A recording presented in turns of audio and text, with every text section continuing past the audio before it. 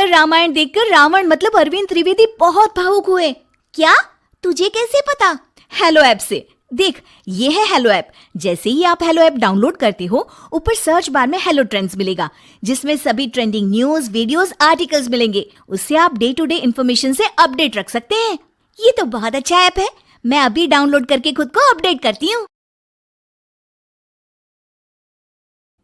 कामकाजी बहू।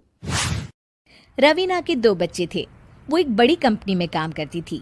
उसके ऑफिस जाने के बाद उसकी सास उसके बच्चों को संभाला करती, लेकिन रवीना को इसकी कोई कदर नहीं थी। एक दिन रवीना अपनी माँ से फोन पर कहती है, मम्मी क्या बताऊं, मेरी सास तो बिल्कुल अच्छी नहीं है। वो समझती नहीं है कि मुझे कितना काम करना पड़ता है। एक तो ऑफिस तक का लंबा सफर और फिर 9 घंटे लगातार काम। बैठे बैठे तो मेरी पीठ अकड़ जाती है। खुद तो सारा दिन घर में मजे करती है, जब मन करा सोए, जब मन किया खाए। तभी उसकी सास वहां आ जाती है। अच्छा माँ, मैं बाद में आपको फोन करती हूँ। जी मम्मी जी, कोई काम है क्या आपको? क्या हुआ?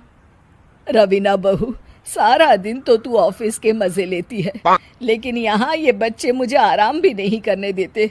मेरी तो तबीयत खराब हो रही है। तो आपको लगता है कि मैं दफ्तर में मौज करती हूँ? आपको क्या समझाऊं, छोड़िए। माँ, काम करना भी जरूरी है। मजबूरी नहीं होती तो मैं खुद ही अपने बच्चों को देख लेती। अब आज तो छुट्टी है ना, आज तो कम से कम घर का काम कर ले। बहू काम शुरू करती है। बच्चे के साथ काम करना उसके लिए असंभव हो जाता है। वो जाकर बच्चा सास को देती है और कहती है, मम्मी जी जरा बच्चा तो पकड़ लीजिए, मैं घर का काम कैसे करूं? जैसे मैं करती हूँ रोज बच्चे के साथ। तुझे बताऊं तो तू सोचती है कि कोई बड़ा काम तो है नहीं, बच्चा तो सोता रहता है। अब देख लिया। खैर, बस मैं यही तुझे समझाना चाहती थी। ला, बच्चा मुझे दे और काम कर। बहू मुंह बनाकर वहां से चली जाती है। वो मन में सोचती है, बात तो सही है, बच्चे के साथ घर का काम करना असंभव है। वो किसी तरह काम करती है और अगले दिन ऑफिस के लिए निकल जाती है। ऑफिस में उसकी सहेली उससे कहती है, यार तू तो बड़ी लकी है, तुझे तेरी सास खाना बना कर देती है, बच्चे भी देखती है और तुझे किसी बात की चिंता भी नहीं होने देती। अरे क्या लकी, बदले में मैं उन्हें पूरी कमाई जो दे देती हूँ और अपने बच्चे से दूर रहती हूँ वो अलग। हर किसी को ना दूसरे की प्लेट में ज्यादा घी दिखता है। जा अपना काम कर। अरे फिर भी ये तो है, यहाँ हमारे बच्चे को मैं क्रैश में छोड़ती हूँ, हर पल डर लगा रहता है कि क्या कर रहा होगा। खैर चल, मुझे क्या। बहू घर आती है तो देखती है कि उसकी सास उसके बच्चे को बड़े ही प्यार से खिला रही होती है। वो माँ को देखकर खुश हो जाता है।